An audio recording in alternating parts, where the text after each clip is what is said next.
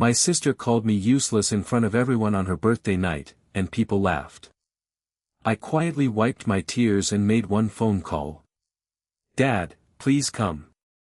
Within moments, what happened next turned every laugh into silence, and the truth finally came out in front of everyone. You are useless. My sister said those words into the microphone. It was her 30th birthday, and there were about 50 people at the party. Right before cutting the cake, she looked directly at me and laughed. Everyone else laughed, too. I just stood there. I heard it. Everyone heard it. My sister, Lily Carter, was 30 years old and an attention addict. Everything always had to be about her. Her fiancé, Jason Reed, was 33, charming, but he always agreed with Lily. My brother, Ethan Carter, was 35. He was the quiet type. He rarely said anything and never got involved. My mom, Diane Carter, was 58 and obsessed with appearances. What will people say, was practically her life rule. And then there was me, Maya Carter, 31, a single mother and part-time nurse, the family's problem child. My daughter, Ava, was 8 years old. She was quiet and observant. She saw everything. She just rarely said anything. The party was being held in the backyard. There was a white tent, soft fairy lights, pastel balloons, and a huge banner that read, Lily turns 30. A DJ played music at a low volume while people held drinks and laughed, recording Instagram stories as if nothing real or difficult ever happened in their lives.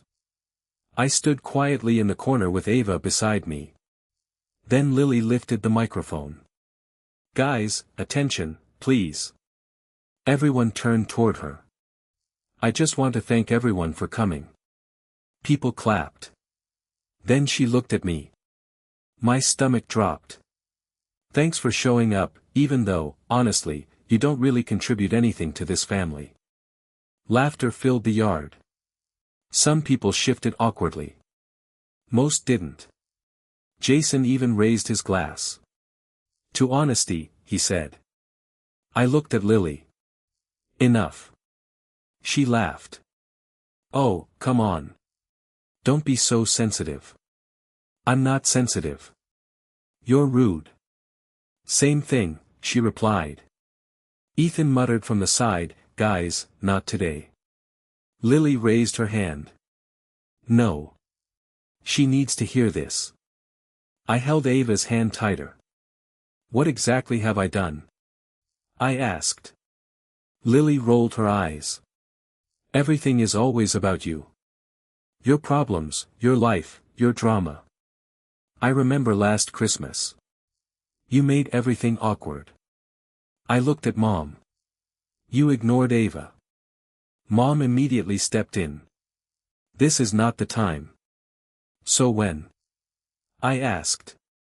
Never, Lily said with a smirk. See? Drama. More laughter. I looked at Ava. Her eyes were filling with tears. That was it. I turned around and walked out. The air in the parking lot was cold. The music faded behind me. I unlocked my car, but I didn't get in. Instead, I pulled out my phone and dialed one number. Dad, please come right now. Silence. Then his voice. Maya, what happened? Just come. Please. A pause. I'm on my way.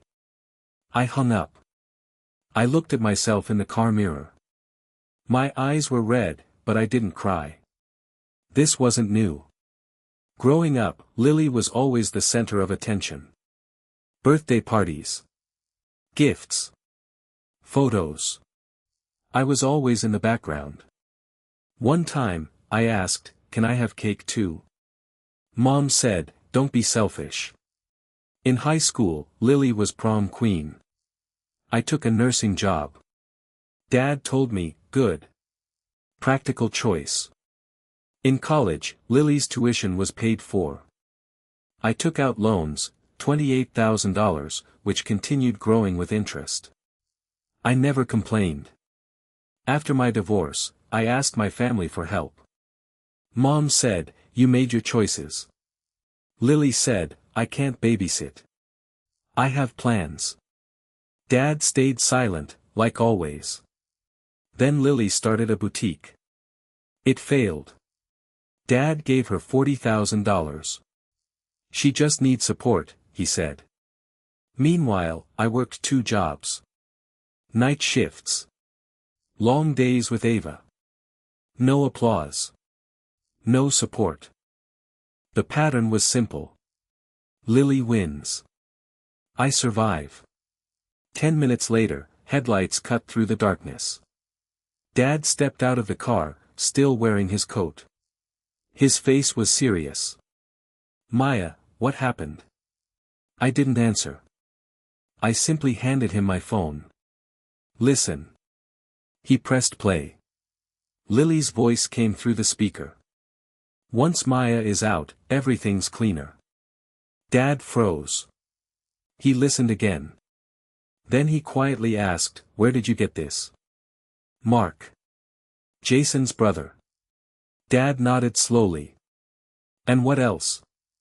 I opened the document. The will. My name was gone.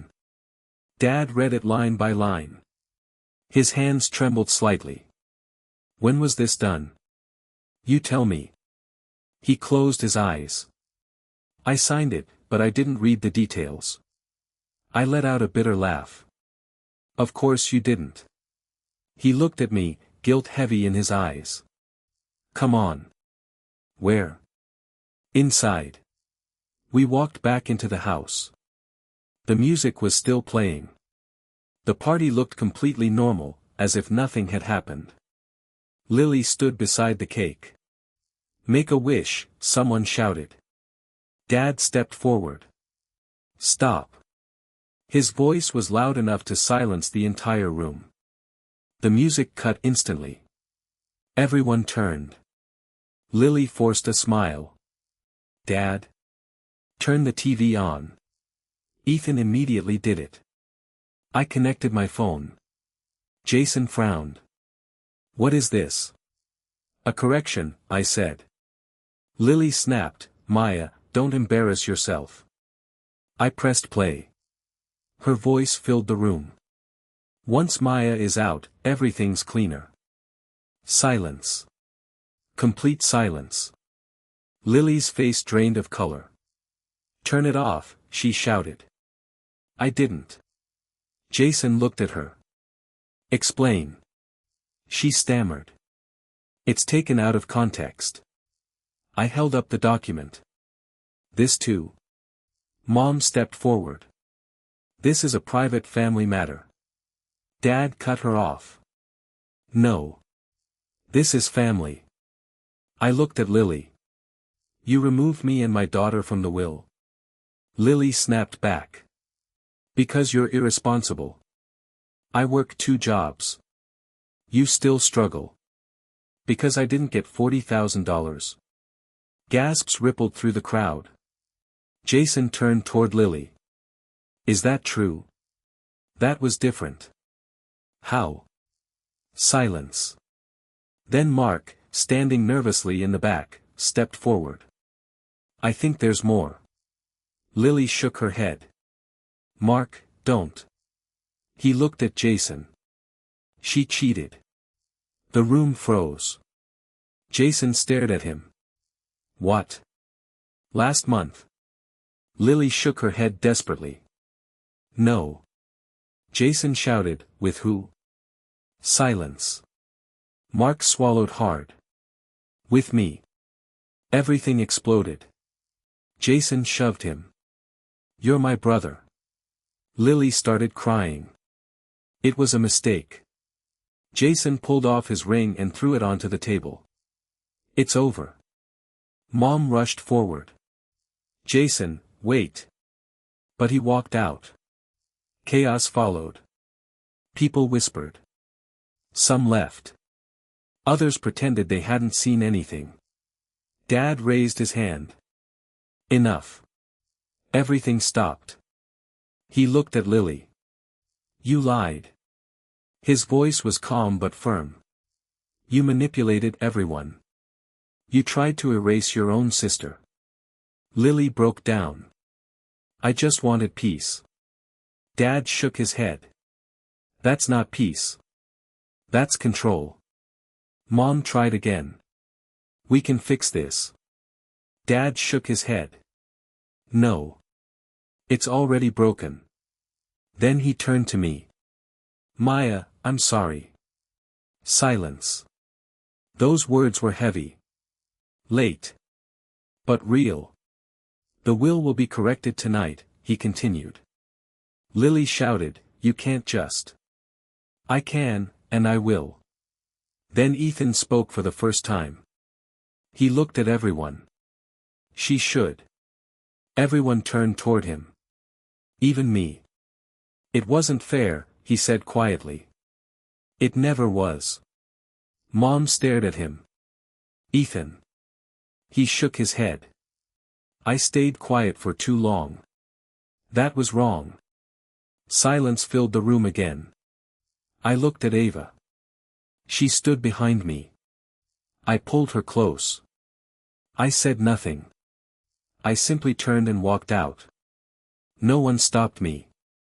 Inside the car, Ava whispered, Mom, are we in trouble? I shook my head. No, sweetheart. We're finally not. We drove home. The next day, the family group chat was silent. Lily didn't post anything. Jason wrote.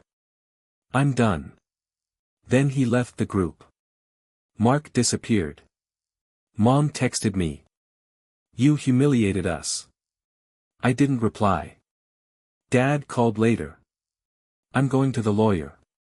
Will you come? I will. The lawyer's office was small, with papers scattered across the desk and the smell of coffee filling the room.